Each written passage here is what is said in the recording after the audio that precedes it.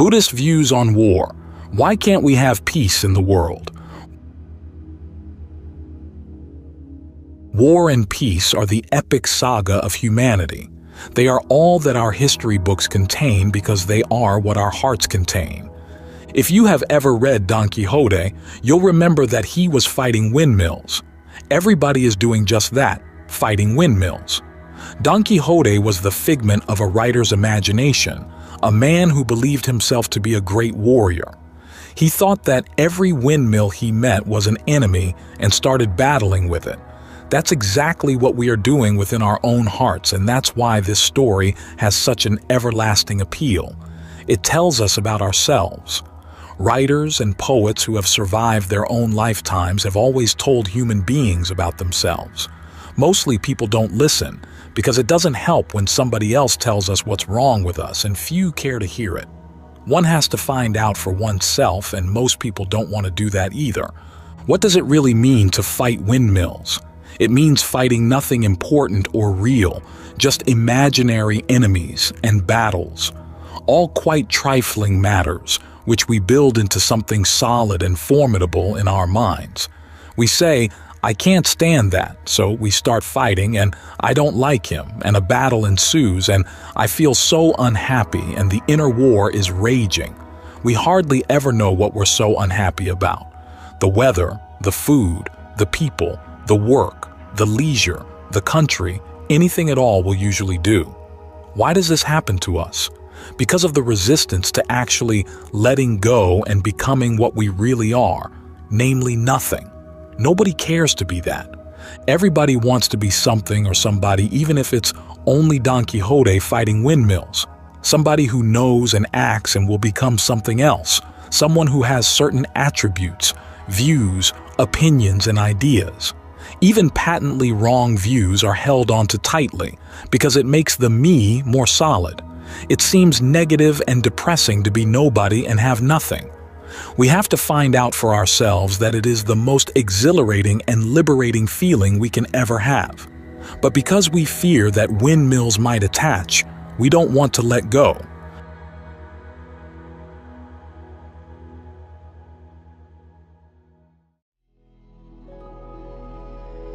Buddhist views on war.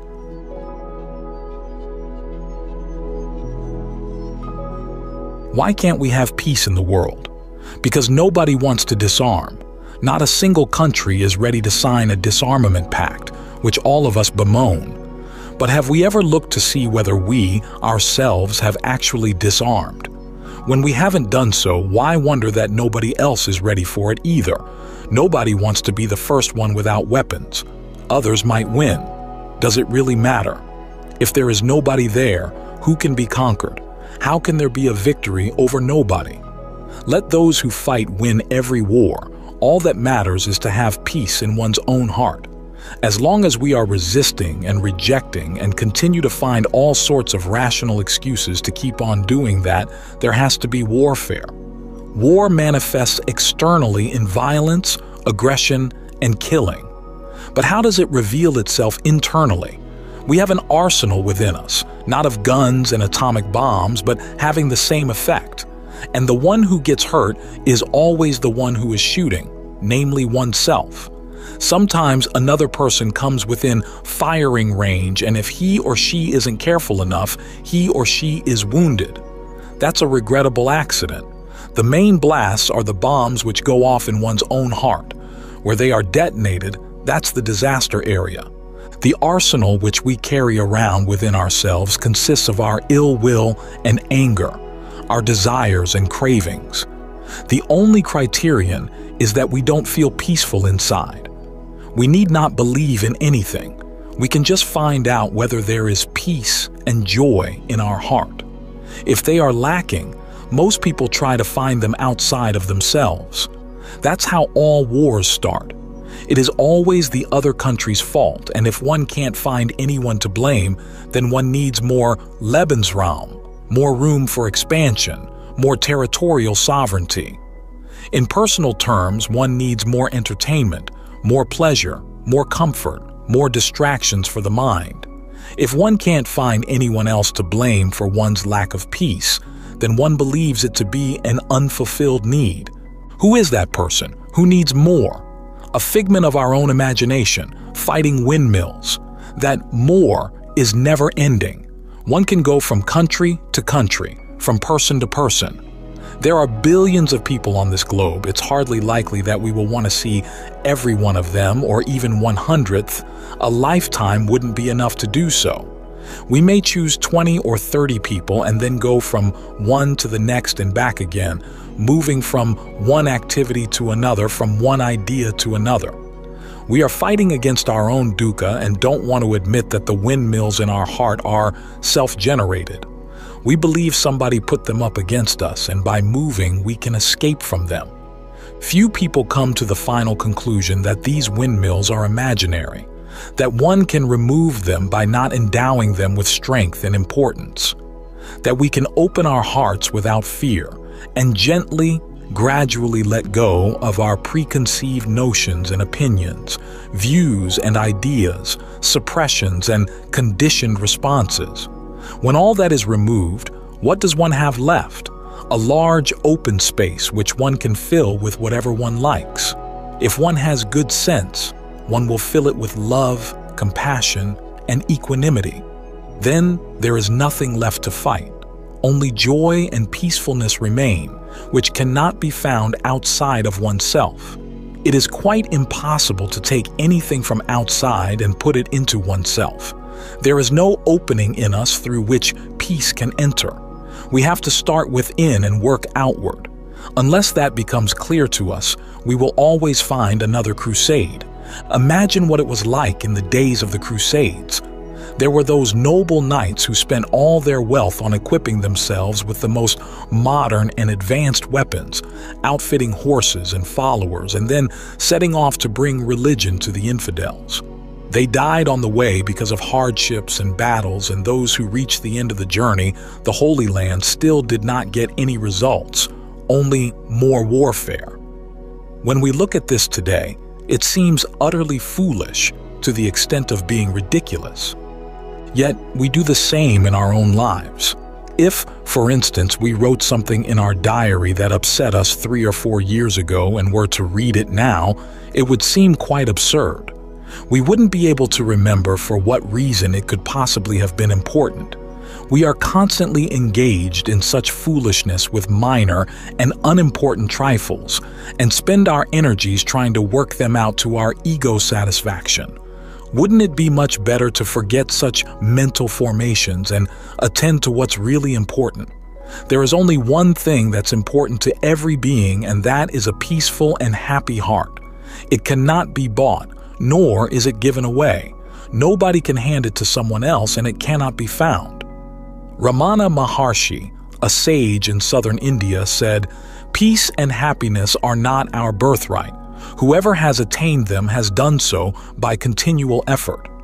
Some people have an idea that peace and happiness are synonymous with doing nothing, having no duties or responsibilities, being looked after by others.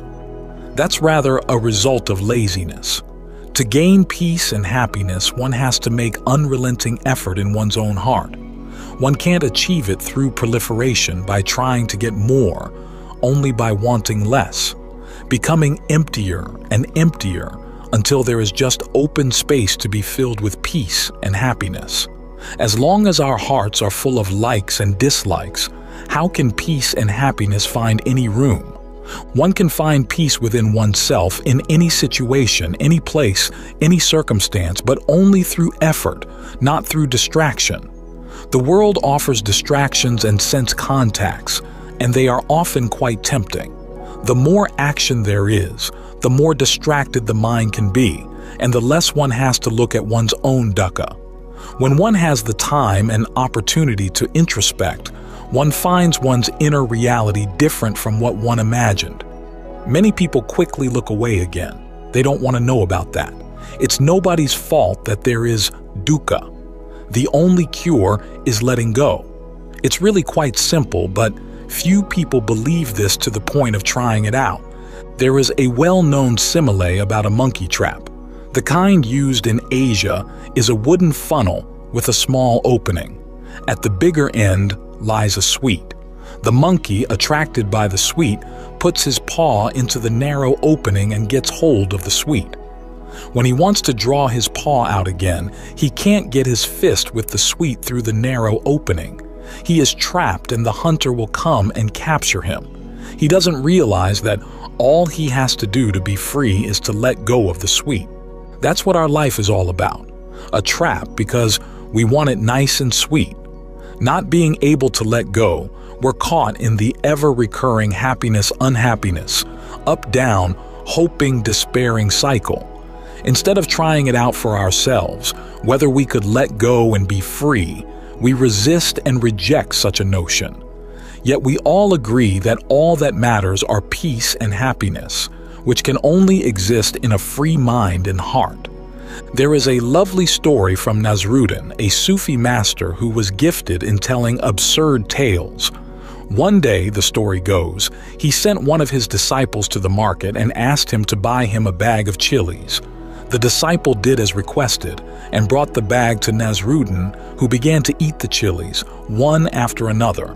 Soon his face turned red, his nose started running, his eyes began to water, and he was choking.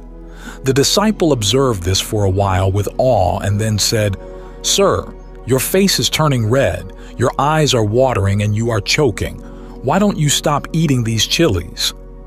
Nasruddin replied, "I am waiting for a sweet one." The teaching aid of chilies.